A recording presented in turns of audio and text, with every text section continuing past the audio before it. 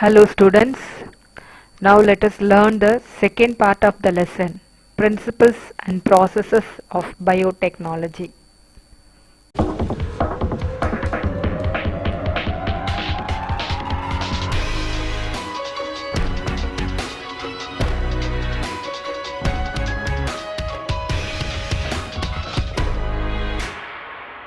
Now we are going to learn molecular techniques in that isolation of genetic material and gel electrophoresis. Gel electrophoresis is used to separate different biomolecules with positive and negative charges. It works on the principle that by applying the DC current, direct current, electricity, the molecules migrate according to the type of charges they have. Positively charged cations will migrate towards the cathode, negative cathode, and the negatively charged anions will move to the positive anode. Agarose gel electrophoresis is used for purification of specific DNA fragments. Agarose gel electrophoresis is used for separating DNA fragments of few hundred to 20,000 base pairs. Polyacrylamide is used for separating even smaller DNA fragments. So DNA is negatively charged, and with the help of a marker DNA, that is DNA of known size, through interpolation method we can identify the given DNA fragments.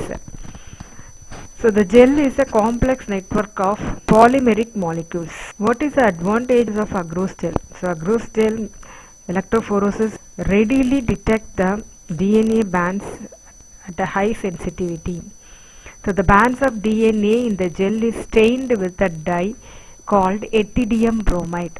The bands are stained with a dye called ethidium bromide, and this is visible in the UV light as the orange fluorescence, and it can be photographed also. This is the fluorescent DNA bands under UV light, and this is the apparatus, that is agarose gel electrophoresis apparatus. What is ELISA? ELISA is enzyme linked immunosorbent assay. It is a diagnostic tool for identification of pathogens using antibodies and diagnostic agents. It is helpful for identifying the pathogens like viruses which attack the plants. DNA probes, northern and southern blotting, are also tools for identifying the viruses and other pathogens. What is southern blotting? Using southern blotting technique, we will be able to transfer the DNA from the agarose gel to the nitrocellulose membrane or a filter paper, from which we will be able to identify a particular DNA segments by comparing it with the marker DNA. Northern blotting technique is helpful for identifying the RNA, as well as western blotting is used for identifying the proteins. So using these three, we will be able to identify the particular agent which is responsible for causing the disease or for identifying any particular organisms, microorganisms. Southern blotting technique. It is introduced by the person called Southern in 1975. Using this, transfer of DNA is achieved by capillary action. What are the steps involved in the southern blotting technique? First, DNA is cleaved by the restriction enzymes and it is transferred to an agarose gel. Here the fragments are separated through the electrophoresis, gel electrophoresis.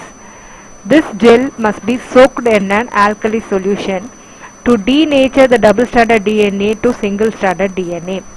Then it must be placed. See here, it must be placed on a dish containing the buffer solution. This buffer is normally sodium saline citrate, and a membrane is positioned on the top of the gel. So this is the blotting paper which is kept over, into which the DNA strands will be blotted. So this is the nitrocellulose membrane paper. Gel is kept here, and this is the buffer or the alkali solution. Here the buffer is drawn up into the top layer of the blotting paper passing through the gel, and it will carry the DNA onto the membrane.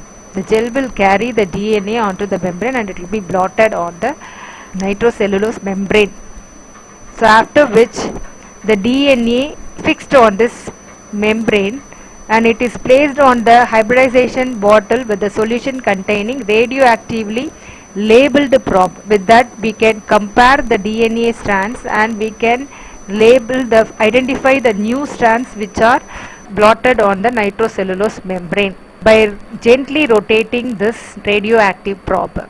The probe will bind to the complementary DNA fragments on the membrane, by which we can identify the specific DNA strand, and it can be photographed. Standard size of the DNA fragments will be detected. Standard size of the DNA fragments are identified through autoradiography.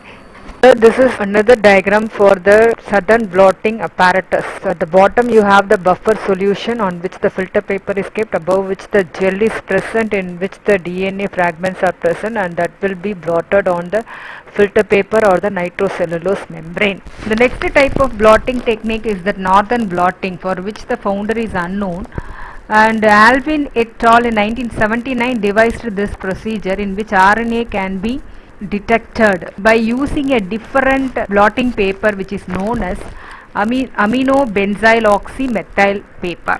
This amino-benzyloxymethyl paper was prepared from Wassmann 540 paper, and similarly Western blot method also refers to the electrophoretic transfer of protein to the blotting papers. So here nitrocellulose filter paper can be used for this Western blotting technique, but a particular protein is identified by probing the blot with a radio labeled antibody. This binds on the specific protein. So antibody will binds to the specific protein which is blotted on the paper. Comparison between the different types of blotting technique. So southern blotting, northern blotting, western blotting. Name of the person who found it, name of the inventor is southern here, whereas for the other two it is unknown. Separation of DNA is done by southern blotting, separation of RNA by northern blotting, separation of protein by western blotting. So denaturation is needed for southern blotting because it is double stranded DNA. It is not needed for RNA, and it is needed for proteins also, because proteins also will be in the folded form. The amino acid chain will be in the folded form, so denaturation is needed for the western blotting technique. Then membrane which is used is nitrocellulose membrane or nylon membrane for the southern blotting, amino-benzyloxymethyl paper for northern blotting, and nitrocellulose again can be used for the western blotting. So hybridization, here DNA with DNA hybridization marker is used. Here the RNA with DNA with the complementary strands of DNA we can identify the RNA, and here protein is hybridized with the antibodies, the known antibody which links with the protein, by which we can identify the protein molecule here. Visualizing it can be done by the autoradiogram. Here also it can be done by the autoradiogram, whereas the western blotting will be done in the dark room. Bioassay for target gene effect. To get the effect of a target gene can be foreign DNA, passenger DNA, or exogenous DNA, or gene of interest or insert DNA. To target a particular gene for specific phenotypic expression, we need to either clone it or to mutate it. If you want a particular expression of a particular gene, we need to clone the gene or we have to mutate certain unwanted expression. So this gene targeting leads to the gene knockout. The gene knockout is nothing but to get the expression of a particular gene in an organism, or if the expression is undesirable, to remove or to delete the expression of a particular gene can be done by this target gene effect, and it is done through a vector. A vector is normally circular and it will be linearized during the insertion within the homology region. That means to the similar region it has to be inserted, or it can be done by removing the unwanted gene and replacing it with the target gene. So bioassay for target gene effect can be done in two ways, either by inserting the needed gene that is the target gene, into the organism through a vector, or by replacing it with the target gene, removing the unwanted gene and replacing it with the target gene. The introduction of the foreign nucleic acid is normally done into the cell by non-viral methods also, which is called as transfection. Genome sequencing and plant genome project. The genome project refers to a project in which the whole genome of a plant is analyzed using sequence analysis and the sequence homology with the other plants. So by sequencing all the genes of different plants, we can analyze and we can compare which are the regions which are similar and which are the regions where they are differing. And such genome projects have so far been undertaken in the organisms like Chlamydomonas, which is algae, Arabidopsis thaliana, rice plant and maize plant. Here an example is given: functional analysis of Arabidopsis gene. So the total genome is classified. It is classified for the region of transcription, region of metabolism, cell growth region. So what are the different activities performed by the specific genes, by the respective amount of the genes which are present in the genome, and there are also certain genes which are not classified for any of the functions, and that is also identified, analyzed in the Arabidopsis genes. Define genome. The whole complement of gene that determine all the characteristics of an organism is called genome. And in the recent years, the evolutionary relationship between different plant taxa, different groups of plants like bryophytes, gymnosperm, like that, different plant taxa is also assessed using DNA content, as well as the similarities and the differences in the DNA sequences are also analyzed. Based on such analysis, the taxa and their relationships are also modified and are indicated in the cladogram. Genome editing or gene editing is a new technique. It is the ability to change an organism DNA. This technology allows the genetic material, either it can be added or removed or even altered at a particular location in the genome. Several approaches to genome editing have been developed. A recent one is called as CRISPR-Cas9.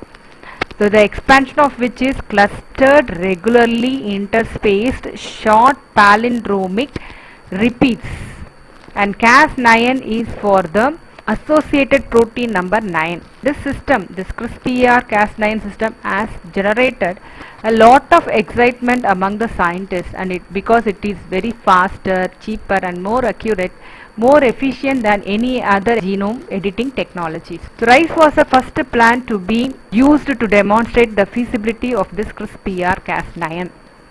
And this they have demonstrated both the mutagenesis as well as gene replacement. This CRISPR-Cas9 can be used to make hybrid rice plants.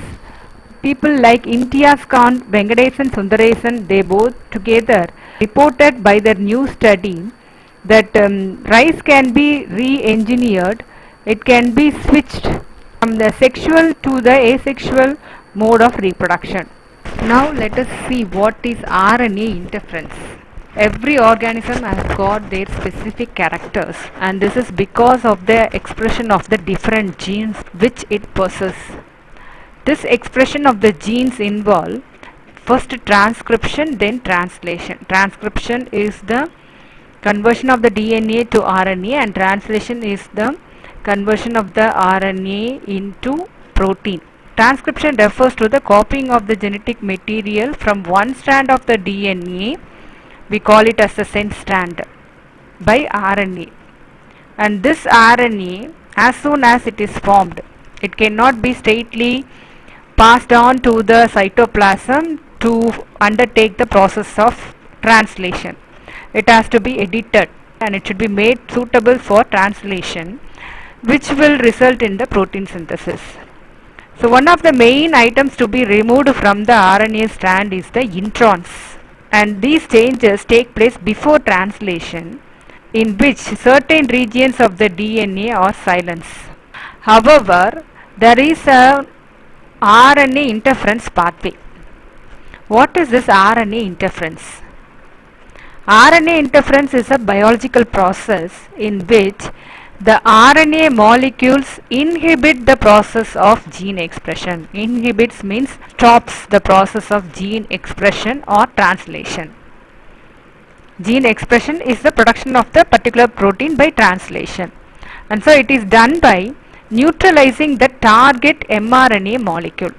So it must be done by the mRNA only will brings the amino acid and it will join together to form the particular protein. So the mRNA must be, the targeted mRNA must be neutralized, and this is done by the RNA interference. A simplified model for this RNA interference pathway consists of two steps. Both the steps involves ribonuclease enzymes. In the first step, the trigger RNA, which is processed into short interfering RNAs. The RNA will be double-stranded RNA processed into short interfering RNA by the RNase 2 enzymes, and these enzymes are called as Dicer and Drosha. The Drosha and Dicer will associate themselves with this RNA, and they will be processed to form the siRNA or the short interfering RNA. When they are loaded into the effector complex in the nematode, cell, in the second step, the short interfering RNAs are loaded into the effector complex, that is RNA induced silencing complex, RISC, that is RNA induced silencing complex. So siRNAs are loaded into the RNA induced silencing complex, and this with the help of another enzyme, ribonuclease enzyme, short interfering RNA will unwound and it will join, it will assemble, or it will hybridize with the mRNA which is targeted, by which it will prevent the translation of protein and the gene expression. This happens in the plant feeding nematodes. Plant feeding nematodes are the best example for RNA interference. What are transgenic crops?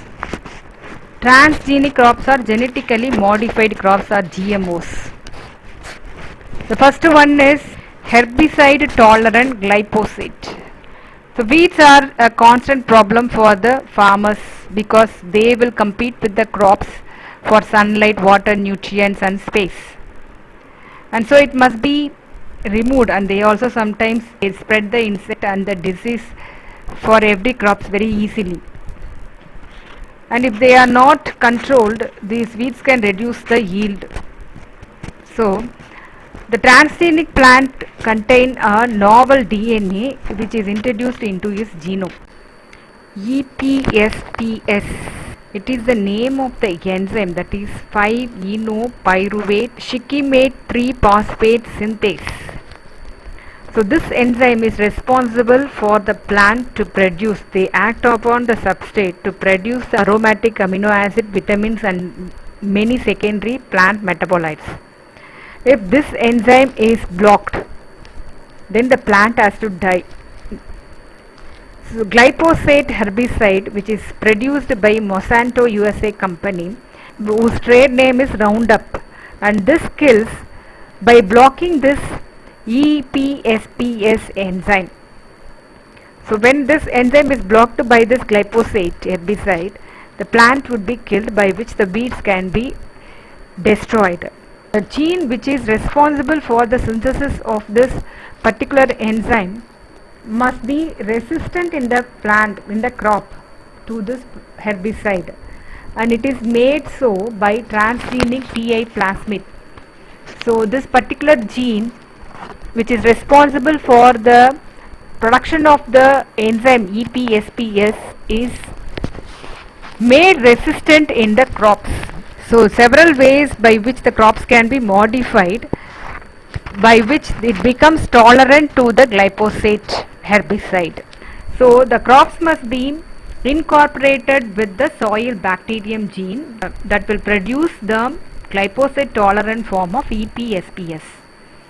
Another way is to incorporate a different soil bacterium gene that will produce this glyphosate degrading enzyme. What are the advantages of this herbicide tolerant crops?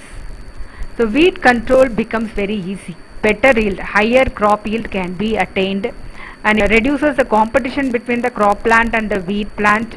The toxicity hormones will not be used for killing the herbicide, because herbicide tolerant crops are produced by gene modification, and the ability to conserve the soil structure and microbes will not be killed.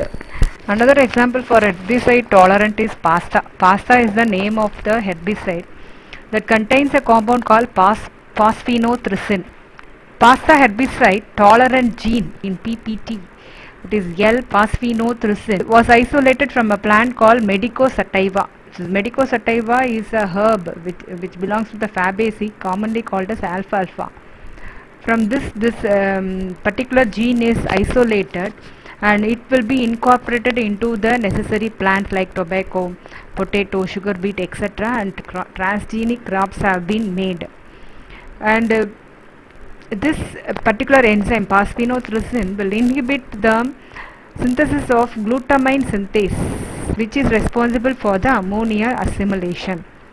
This particular enzyme was also isolated from Streptomyces hygroscopicus with a bar gene which encodes for this phosphenothrixin acetyl transferase. When this particular gene is incorporated with the plant, they become the herbicide tolerant of pasta. BT brinjal and BT cotton. So BT is for Bacillus thuringiensis. This particular bacteria contains a gene which will produce the BT toxins. This toxin is harmful to different insects like larvae of moths, butterfly, beetles, cotton bollworm, gadfly, etc. But it is harmless to other forms of life.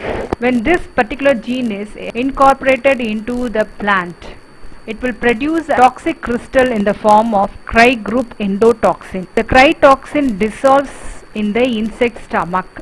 As a result, it causes the death of the epithelial cells in the intestine and leads to the death of the larvae and the insects. By this, it will prevent the plants being attacked by the insects or the pest. So what are the advantages of BT cotton? Yield of the cotton is increased due to the effective control of the bollworms and the reduction in the use of the insecticide. Potential reduction in the cost of cultivation is also attained. What are the disadvantages? Cost of the BT cotton seed is very high, so it is very difficult for the farmers to buy it, and the effectiveness of this will be only up to 120 days, after which the efficiency will be reduced. Ineffective against certain insects like pests like jacid, aphids and whitefly. They can come and attack the plant. This particular gene incorporation will affect the pollinating insect, and in turn it will affect the yield also.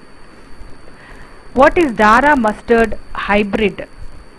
In short, they say this DMH11 is a transgenic mustard plant, and it is developed by the scientists of Delhi University. So what they have done, they have incorporated 3 genes. The DMH11 contains 3 genes, namely bar gene, barnas gene, bar star genes, and they are all taken from the soil bacterium only. These genes made the plant herbicide resistant.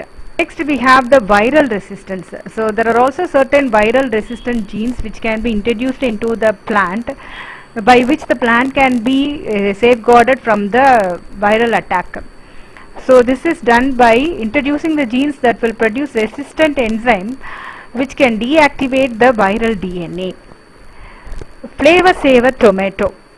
So it is by incorporating a gene which is responsible for the production of the polygalactronidase. So this enzyme will make the tomato to rot after ripening of this fruit. By incorporating a antisense gene into this tomato, we can increase the shelf life of the tomato, in which the polygalactronidase enzyme, which is responsible for the rotting of the tomato, will be inactivated. So this is a normal tomato with the sense mRNA. gene which will code for the PG enzyme. Whereas when the transgenic tomato, a synthetic antisense gene will be incorporated with the mRNA, by which synthesis of this PG enzyme will be checked, will be prevented. That will increase the shelf life of the tomato. Then transgenic crop in which the nutrient quality will be improved. Example for this was golden rice, a new variety of Oryza sativa. It is produced by the engineers by genetic engineering of the biosynthesized beta carotene.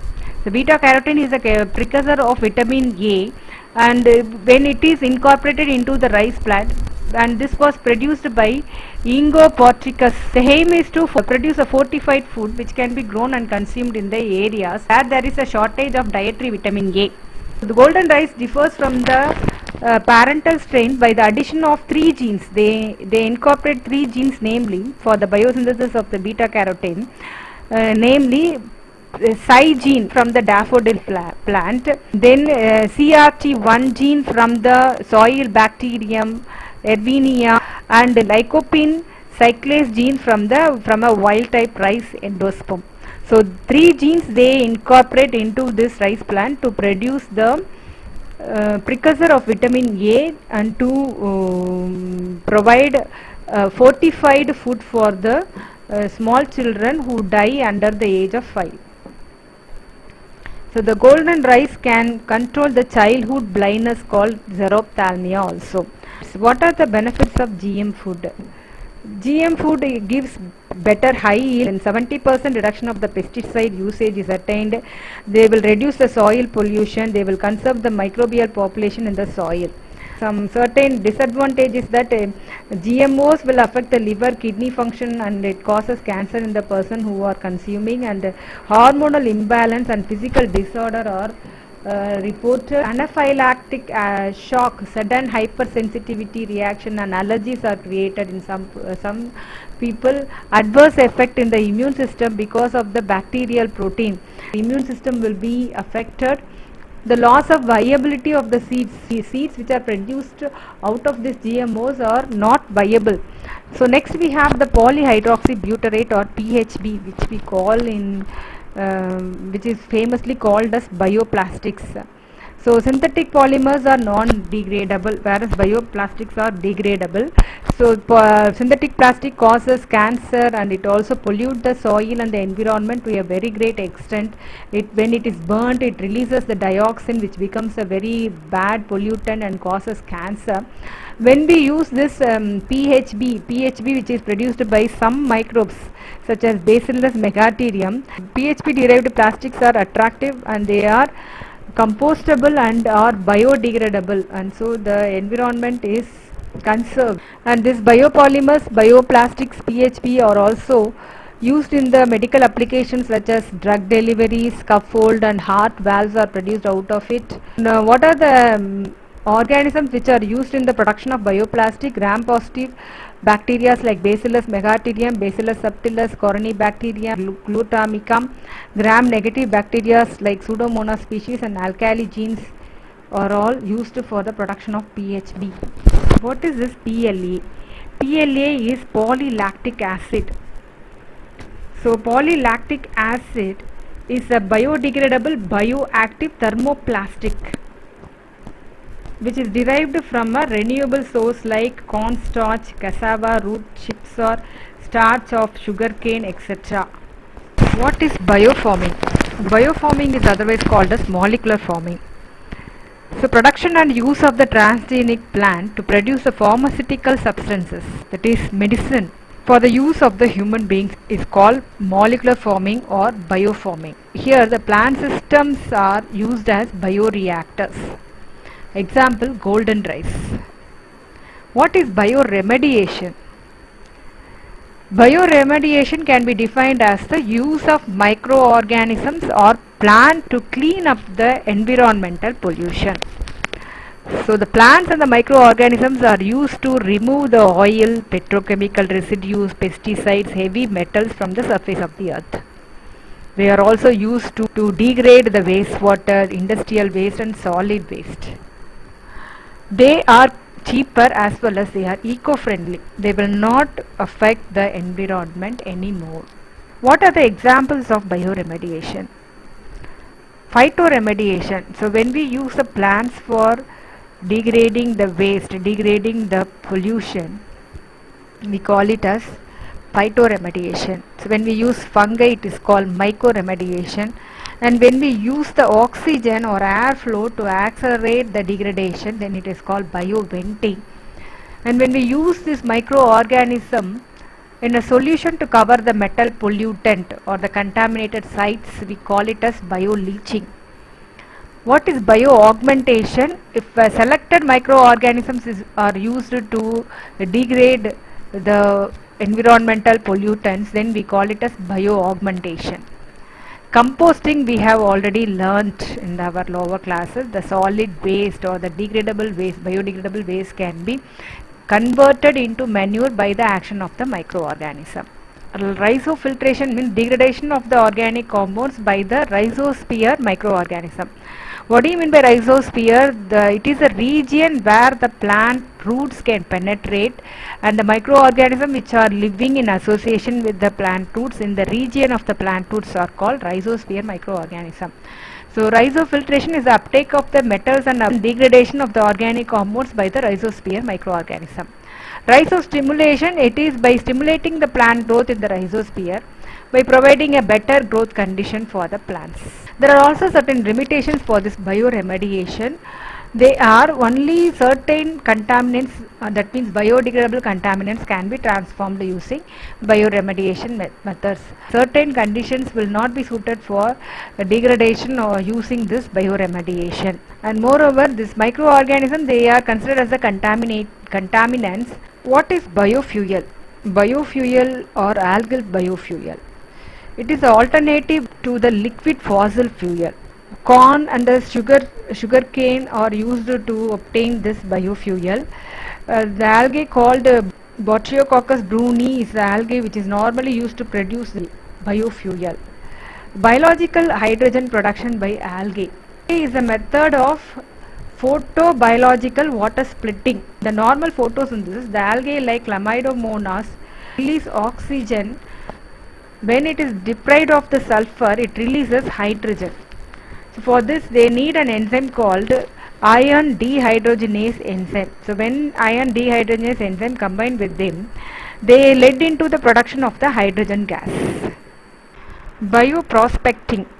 Bioprospecting is the process of discovery and commercialization of a new product obtained from the biological resources. People may discover some new products out of this biological resources, plants, animals, etc., and they will commercialize, they will sell it. When this is stolen by others, the bioprospecting may involve biopiracy.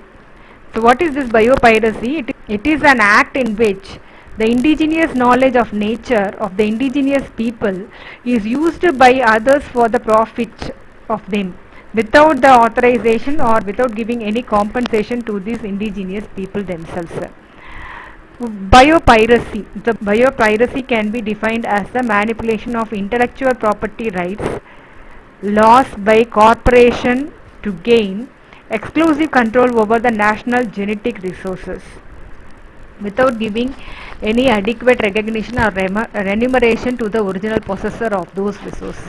Examples of biopiracy include US has taken up the patency of the turmeric and neem and even basmati rice. All these products are indigenous to Indo-Pakistan subcontinent. They are stolen by the US. So biopiracy of neem, the people of India have been using neem and their products in many ways in controlling the fungal and bacterial infections. This knowledge of these Indians, this property of the neem is shared with the entire world. So finally, what are the applications of biotechnology? So biotechnology is one of the most important applied interdisciplinary sciences of 21st century, and it is helpful in the beneficial way of life. It enables us to find the beneficial way of life. It is being used in the agriculture, medicine, environment, commercial industries to improve their output, to improve their production.